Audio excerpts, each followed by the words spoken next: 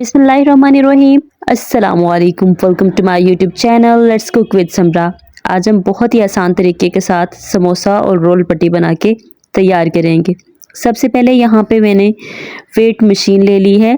इसके ऊपर कोई भी बर्तन रखेंगे उसके वज़न को हम टेयर कर लेंगे। ठीक है, यहाँ पे मैंने एक मेजरिंग कप ले लिया है। मेजरिंग कप की मदद से हम मैदा डालेंगे बाउल के अंदर। तकरीबन 300 से 500 ग्राम मैदा हम यहाँ पे लेंगे।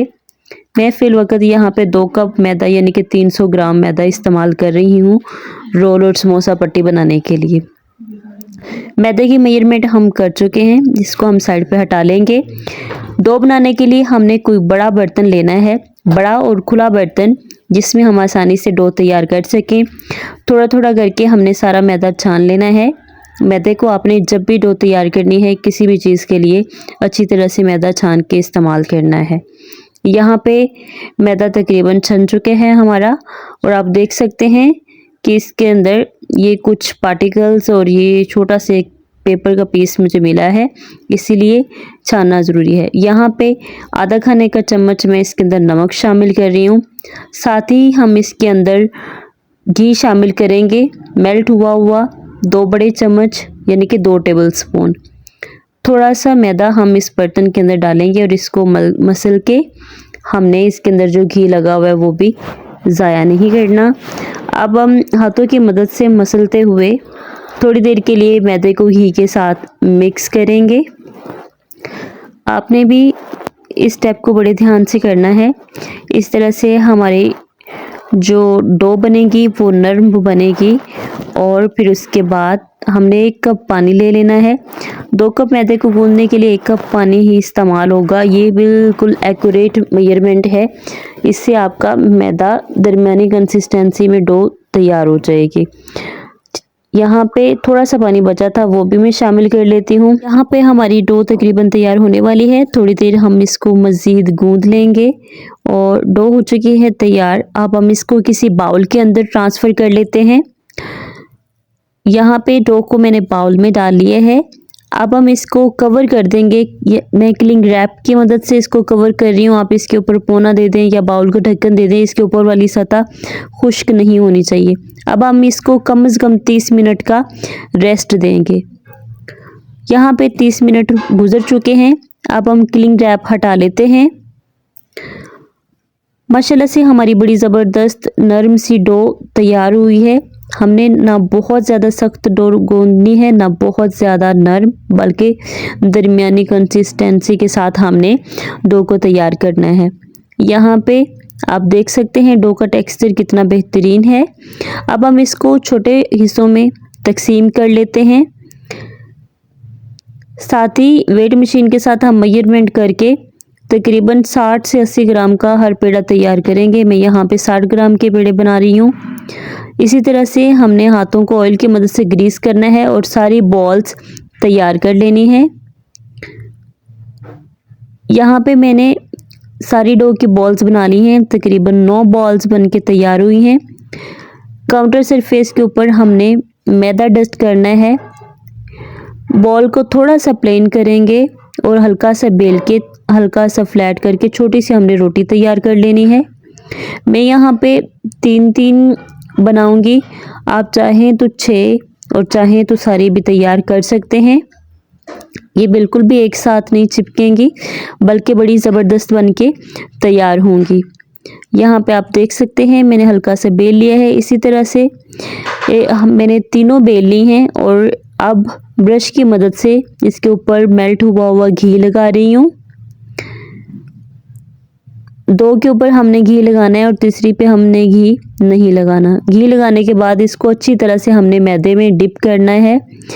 मैदे को अच्छी तरह से इसके ऊपर कोट कर लेंगे। जितना अच्छी तरह से मैदा आप कोट करेंगे उतने ही इनके आपस में चिपकने के चांसेस कम हो जाएंगे। यहाँ पे दूसरी रोटी के ऊपर भी मैं घी अप्लाई कर रही हूँ। घी लगाने के बाद हमने सेम उसी तरीके से इसको मैदे के अंदर डिप करना है। मैदा लगाएंगे इसके ऊपर और जो सबसे ऊपर वाली रोटी होगी उसके ऊपर हमने मैदा और घी नहीं लगाना। इन दोनों को इस तरह से अरेंज किया। साथ ही इसके ऊपर हमने जो हमारी तीसरी रोटी थी वो भी रख ली। हाथों की मदद से थोड़ी देर तक हमने इनको फ्लैट करना है।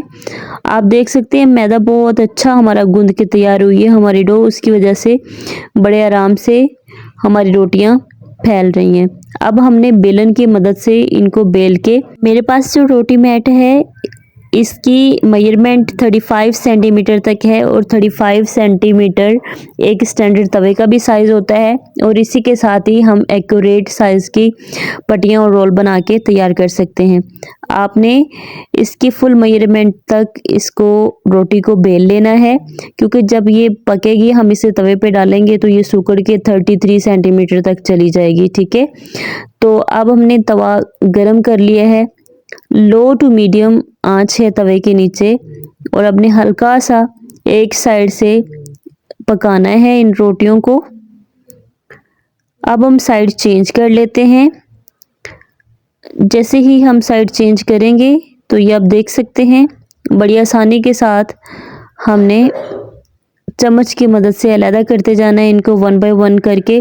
आपके इसको बहुत ज़्यादा पकाना नहीं है, फिर ये खुश्क हो जाएगी और फिर ये रोटियां फटना शुरू हो जाएंगी। आपने इसी तरह से हल्का हल्का सा इसको बस हीट करना है। अब यहाँ पे हम कटिंग कर लेते हैं। कटिंग के लिए आप जितनी पट्टियों की समोसा शेप में कटिंग करना चाहते हैं वो, या फिर आप इसको रोल शेप में कटिंग करना चाहते हैं वो। अगर आप इसको समोसियाँ इसकी कट करना चाह रहे हैं तो आपने 3 इंच की चौड़ाई रखनी है और 9 इंच की लंबाई रखनी है। ठीक है, इसी तरह से यहाँ पे मैं इसको काट लूँगी। यहाँ पे आप देख सकते हैं कि मैंने समोसियों के लिए पट्टियाँ काट ली हैं। इसी तरह से हमने सेम रोटियों में से समोसियों की और भी कटिंग कर लेनी है। बड़ी आसानी के साथ कटिंग हो जाएगी। ये जो पीसेस बच जाएंगे इनको बिल्कुल भी वेस्ट नहीं करेंगे। इसको हम दही बड़ों में और चाट वगैरह में इस्तेमाल कर सकते हैं। यहाँ पे समोसियों की पट्टियाँ कट चुकी हैं। अब हम रोल की पट्टियाँ काट लेते हैं। रोल की पट्टियाँ भी स्टैंडर्ड साइज़ की जो हमें मार्केट से मिलती हैं, उनका साइज़ 8 बाई 8 का होता है, यानी कि 8 इंची उसकी चौड़ाई और 8 इंची उसकी लंबाई। ठीक है, तो यहाँ पे काट लेंगे हम। मैंने 6 इंच रखी है। ये छोटे साइज़ का जो रोल होता है उसका साइज़ है। आपका बड़े साइज़ का रोल आपने बनाना होगा तो फिर आप इसकी 8 इंची लंबाई और 8 इंची चौड़ाई रखेंगे। जिप लॉक बैग के अंदर आप इनको सेव कर सकते हैं।